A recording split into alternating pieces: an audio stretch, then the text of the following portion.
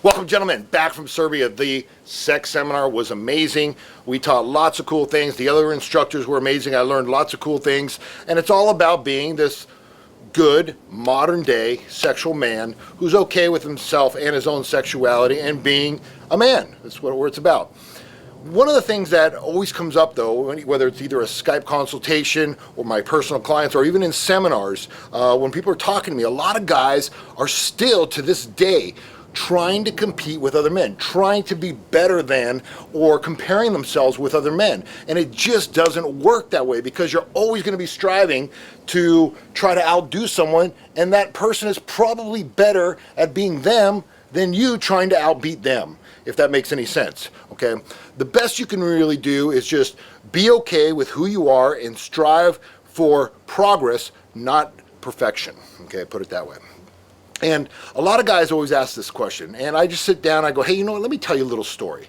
And I love telling stories, obviously, and this one's about a stonecutter. And if you've been in my seminars, you probably have heard it before, but if you're new, I think you're going to enjoy it.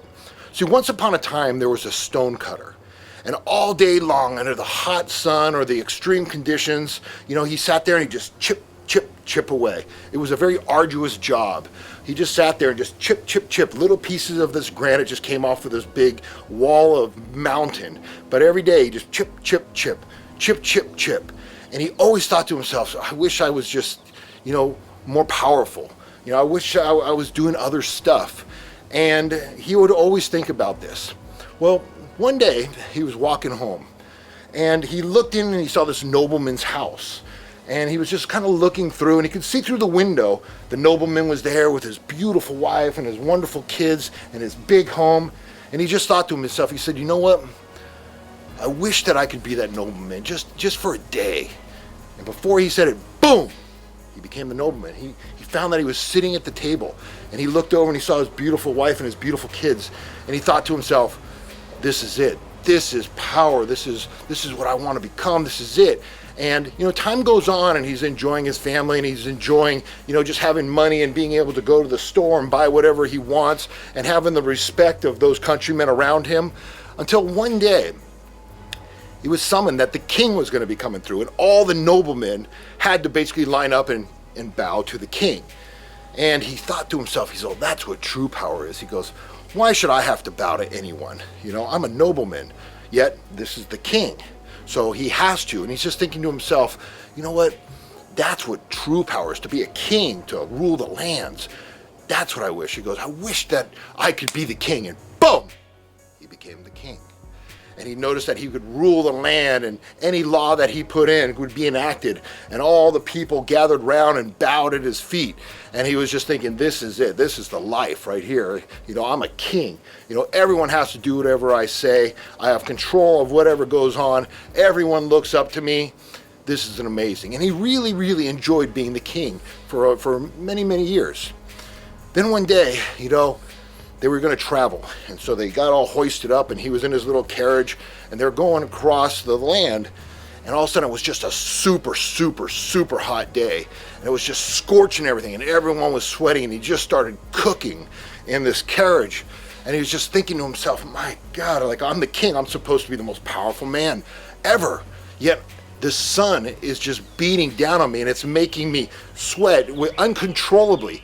This power is just doing whatever it wants to be, and I am submitting to the sun. And he goes, that's what true power is. He goes, screw being a king, I want to be the sun. And boom, before he could say it, he was the sun. And he was almighty and all powerful, and he could just, you know, just scorch the fields, and he could set fires, and he could make people go indoors because it was just so incredibly hot. And he said, this is power. This is what true power is. I'm the sun. I can burn crops. I can do whatever I want. And everyone has to look up to me. And one day, he was just shining his light down when all of a sudden, a cloud came in. And the cloud just covered the sun, and it wasn't able to penetrate through the cloud. And the sun said, what is this force? This force that's not allowing me to scorch the lands or to make people run for cover because it's so hot. What is this force? He goes, that force must be even more powerful than me. I wish that I was those clouds. And boom, he became the clouds. And he was able to, like, through the clouds, just bring rain down. And he was able to, cloud and block the sun. And he could rain wherever he wanted. He could, get people cold by just, hovering his cloudliness above him. And people would just be like, it's cold, and go inside. He's all, this is what true power is. And he really enjoyed it. He floated wherever he wanted to. He had complete control wherever he wanted to do. And one day, a wind came by and just blew him away. And he was trying to stop, but he couldn't, because the wind was just so powerful. And he thought to himself, what's this power that's moving me? I have no control over it. And he thought to himself, that is true power. I wish I was the wind. And boom, he became the wind. And he was just galing, and he could create tornadoes, and he could just create all kinds of things that were going on, and people would run inside, and they were at the mercy of the winds. Whatever the wind wanted, they were at the mercy of it. And then one day, boom, the wind just hit this massive mountainside, just pure rock. And no matter how hard it pushed, it just could not move it. And he's like, what is this power? It's like, I cannot even imagine how strong it is. There's no matter what I do, there's nothing I can do to this. He goes, I want to become the cliff, the mountainside. And he was just bold, and he was strong, and he was standing there, and he just thought to himself, this is it. This is ultimate power. I'm just solid and structured and just powerful. Nothing beats the power of this huge, massive granite mountain. And then all of a sudden, from a distance, way down below him, he felt himself beginning to get chipped away as he heard the sound below. Chip, chip, chip. As he looked down and noticed that there was a stonecutter there, just chipping him away. Now I want you to think about that story. Okay? Because there's always true power in you. You don't need to be anyone else.